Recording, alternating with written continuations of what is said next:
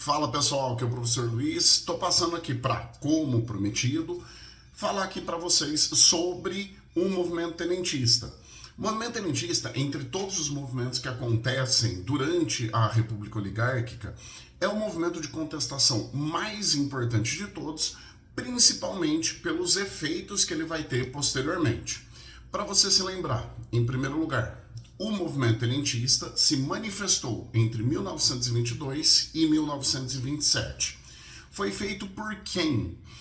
Ele vai ser mobilizado principalmente pelos tenentes, por esses militares de patente mais baixa, que, com o apoio da classe média, e mostrando principalmente aí a insatisfação desse grupo, estavam aí incomodados com a corrupção, com toda a manipulação política da República Oligárquica, com essa exclusão da maior parte da população. Então eles buscavam essa moralização política, queriam derrubar esses governos oligárquicos, além de outras exigências, como, por exemplo, a questão da educação pública universal, a questão da modernização do exército, entre outros aspectos.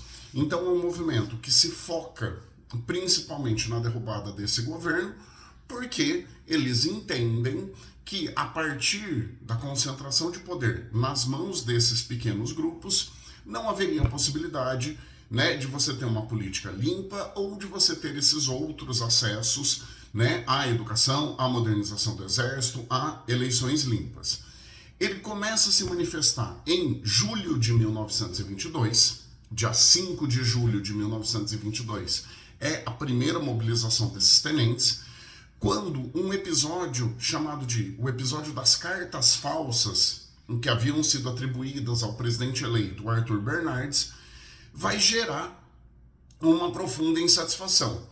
Essas cartas falsas seriam documentos em que mostravam ali que o Arthur Bernardes, presidente, vindo de Minas Gerais, eleito para o cargo, estaria ofendendo e desqualificando esses militares.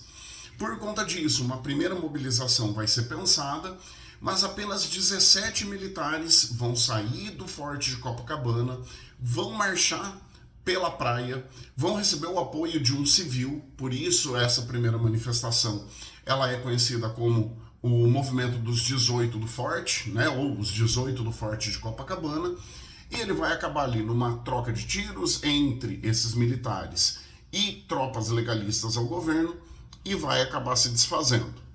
2 anos depois, o Arthur Bernardes já tomou posse, já decretou estado de sítio, ou seja, uma situação em que esses direitos básicos não estão garantidos, em virtude aí de crises, de guerras, de conflitos. E lá em São Paulo, militares vão acabar se organizando, fundando o clube militar, convidando Hermes da Fonseca, que havia sido presidente entre 1910 e 1914, para presidir esse clube. E por conta disso, o presidente Arthur Bernardes vai dizer que este clube militar não poderia existir, ele entende que aquilo é um foco de insatisfação, ordena a prisão do Hermes da Fonseca e a partir daí, lá em julho de 1924, você tem uma segunda manifestação desses tenentes. Diferentemente do que aconteceu em 1922 no Rio de Janeiro, a Revolta Paulista de 1924, ela contou com a participação de muitos soldados. Houve confrontos ali na cidade de São Paulo, que levam até algumas pessoas a dizer que esse movimento foi uma guerra civil, e ao longo de 3 semanas, essas tropas rebeldes, tenentistas, colocaram-se contra as tropas do governo. Resultado, essas tropas vão acabar sendo derrotadas com toda a mobilização de forças, toda a mobilização de recursos do governo federal, só que saindo dali, essas tropas vão se dirigir ao Rio Grande do Sul, onde encontram-se com tropas também apoiadoras dessas suas causas. As tropas que vinham de São Paulo são lideradas pelo Miguel Costa, as tropas do Rio Grande do Sul eram lideradas pelo Luiz Carlos Prestes, e a união dessas forças, a união dessas tropas vai dar origem ao que se chamou de Coluna Prestes. Essa coluna, ela percorreu mais de 20 mil quilômetros pelo interior do território brasileiro, foi tentando mobilizar a população para que houvesse uma revolução, né, para que pudesse haver essa mobilização contra o governo oligárquico, e ao longo desses 3 anos em que ela existiu, ela foi duramente combatida pelo governo e acabou fracassando. Tanto que em 1927, né, dos 1.500 colunistas, vamos colocar assim, originais, apenas 600 vão acabar sobrevivendo e eles vão se exilar ali na Bolívia. Anos depois, em 1930, estes militares vão acabar aparecendo novamente na cena política quando, na Revolução de 1930, eles apoiam o Getúlio Vargas na sua tomada do poder. Então, quando a gente fala sobre Guerra do Contestado, Revolta da Vacina, Revolta da Chibata, sobre a greve de 1917, sobre todos os outros movimentos, ou Guerra do Contestado, aqui no nosso contexto muito importante, quando nós falamos de todos esses movimentos, aquele que gera efeitos mais profundos e mais duradouros é o movimento tenentista, tá? Então guarde isso muito bem. E atente-se para o seguinte, 1924, estamos completando aí 100 anos, então temos essa efeméride, e aí para alguns vestibulares, como o da Federal do Paraná, esse movimento acaba sendo muito importante.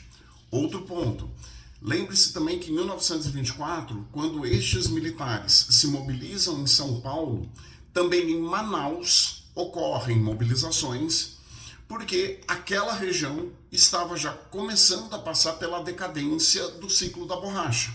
Então o abandono, a falta de cuidado, a falta de investimentos com essa região, depois de um período de muita riqueza, faz com que, né, os militares ali sediados, com o apoio da população, também se revoltem.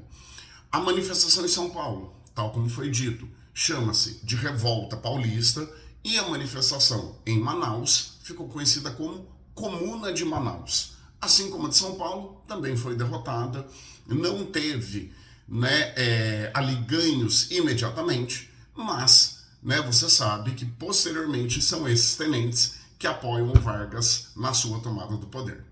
Certo, pessoal? Então fica aqui este conteúdo, fica aqui essa explicação para vocês, para que a gente possa entrar já na Revolução de 30, já no governo de Vargas. Um abraço, bons estudos!